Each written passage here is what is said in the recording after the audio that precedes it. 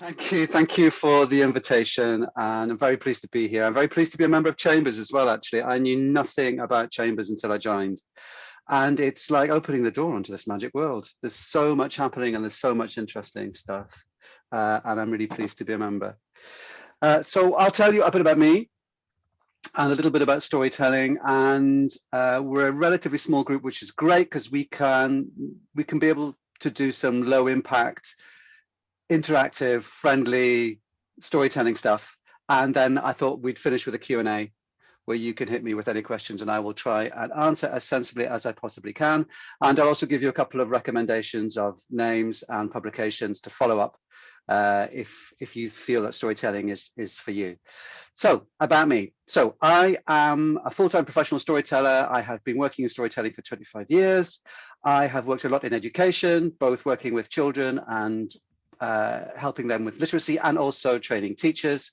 I also have worked at the University of South Wales, where I've lectured undergraduates, and I tour internationally, both as a performer on my own and with a company called Adverse Camber, a production company. And I teach workshops, and I teach from wherever I've been, Ireland to Hong Kong, Sweden to Morocco, Brazil, North, South America. So I've been around and I've done quite a lot. And it all started 25 years ago. And now, of course, we've had a year of absolutely no face-to-face stuff. So I've had to do a bit of reinvention. But I do want to tell you about how it all started, actually, because I was 25 years ago, last summer, in a festival. It was the first ever Beyond the Border festival, which is a great festival, which I can thoroughly recommend. And it used to take place in St. Donat's Castle. Has anyone been to St. Donat's Castle? It's otherwise known as Atlantic College. It's a beautiful place. It was a ruined castle. And then 100 or so years ago, along came, well, actually more, along came William Randolph Hearst, bought it. Then he went all over Europe and he got all the bits that were missing and made a complete castle. And that's where the festival happens. And it was absolutely stunning. I'd never seen anything like it. There were all these beautiful walled gardens and these beautiful castle features, and then a jousting field down the bottom where there was a forest on one side, a church at the other, full of these big tents for performances, tents for tea and coffee and food and everything else. And at the end of the festival, there was the finale. So I went into this one tent, this green and red striped big top. We all went in, sat down, and I had no idea about storytelling. This is my first event I'd ever been to. I didn't realize that the guy who was going to come on was like the top man. Anyway, this man comes on, and he's about my height, maybe a little bit taller, very serious, and extremely French.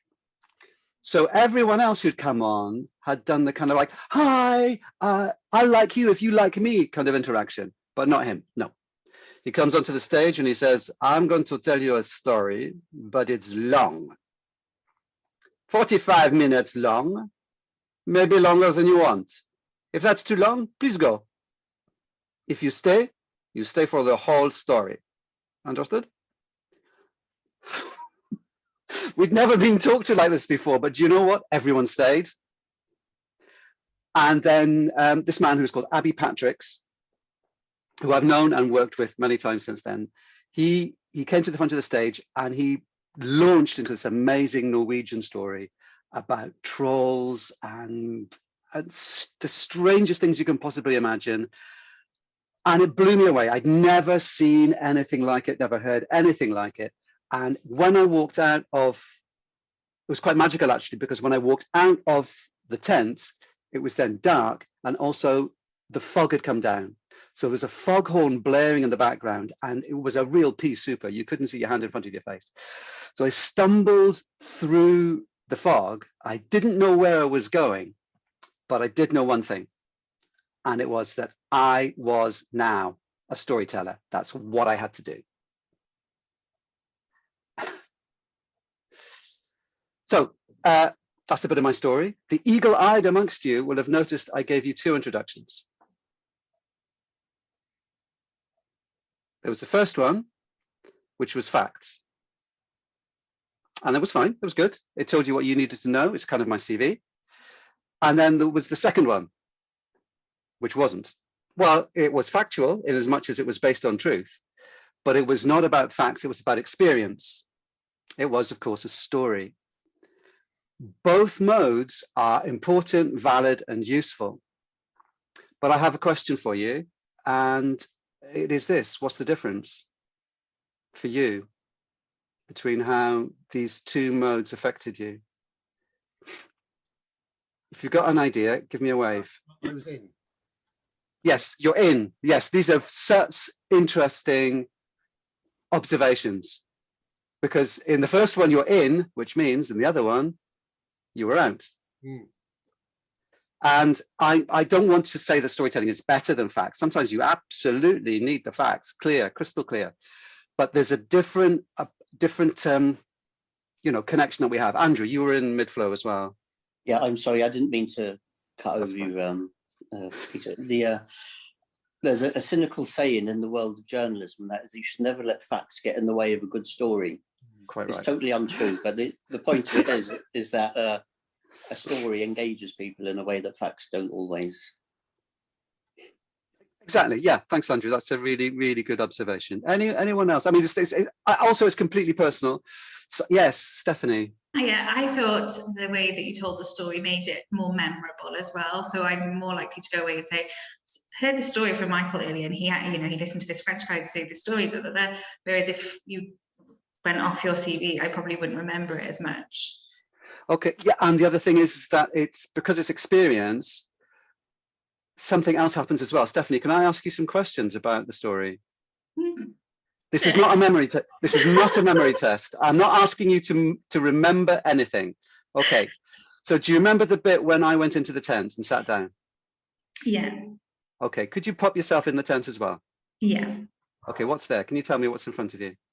Just more seats with more people and a stage in front of me. Stephanie, what are the seats made of? Well, originally they were it was more like a circus tent, so it was more like benches, actually. Okay, tell me about the benches. Just wooden benches with no backs to them, really. Amazing. That's exactly what was there, and I can't quite believe this is exactly what was there. Yeah. And so, is there any kind of backdrop or staging or anything like that? Well, I just thought there was a stage that was a bit of a step up from the ground with like spotlights on for somebody to walk onto. Stephanie, you went there by any chance, were you? No, I really was not there. I've never been to that festival. You would have been about 3 had you been there. Now, this is really, really interesting. And did you see what Stephanie did when I asked her the questions? Did you see what she did with her face? She went there. You could see her eyes going into the environment. So she recreated her experience. Now, I'm so pleased you appear to be completely telepathic, but it is amazing that we fill in the. Did you know that there were benches there before I asked the question? No. So we're dealing with something quite mysterious. So there seems to be 2 levels happening here. There's what you think you know, and then there's all the other stuff where you just need to ask the question and the information appears. You didn't make it up, did you, Stephanie? You didn't invent it. You said, "Oh, well, I'll keep them happy. I'll say benches." Well, yeah. Well, when you said chairs, it wasn't. I knew that it wasn't chairs. It was benches. So I had to change. That's amazing.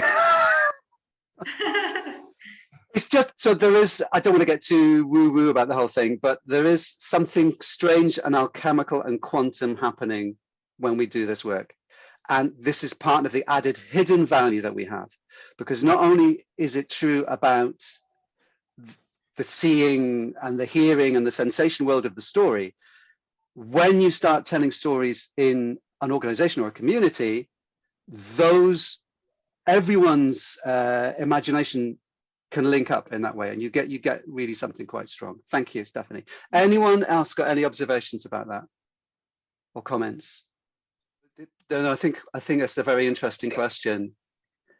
Just words, because it's not just words when we're telling stories. And thank you for saying that, because it's actually something I had not put on my list to talk about. It's really important, because when we are telling a story, it's often embodied, and it's often embodied a lot.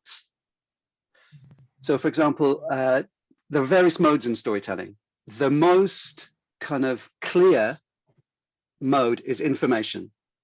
And the quality of information needs to be clear in order for us to understand, in order for us to have the context. So, for example, there's a Scottish folk story I tell a lot, and it starts off like this.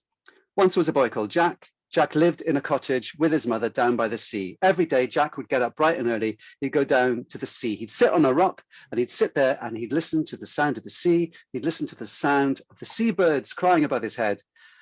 And he listened to the most beautiful singing he'd ever heard. And so it went on day after day. Nothing has happened. This is just the context. So here we have clarity. Here we have the most factual type of storytelling you can possibly give, but still you're receiving it you're remaking the world with sensations, with the, I don't know how many of you felt a sea breeze just then? I was going to ask the same question. How many people built that movie in their heads as you were describing it? Yeah. You know, it'd be interesting. But, and it's not just the words. I have told that story so often, it's now part of my experience. In fact, my brain doesn't know the difference between the story of Jack and the Mermaid, which that is the introduction to, and reality. The only reason that I can work out that Jack isn't real and the mermaid isn't real is that I have a frame around it which says story. Otherwise, I would treat it as real, which is what we're doing now. As soon as you launch into the story, it's taken as reality or a reality. We have got some questions in the chat. Storytelling for sales. I've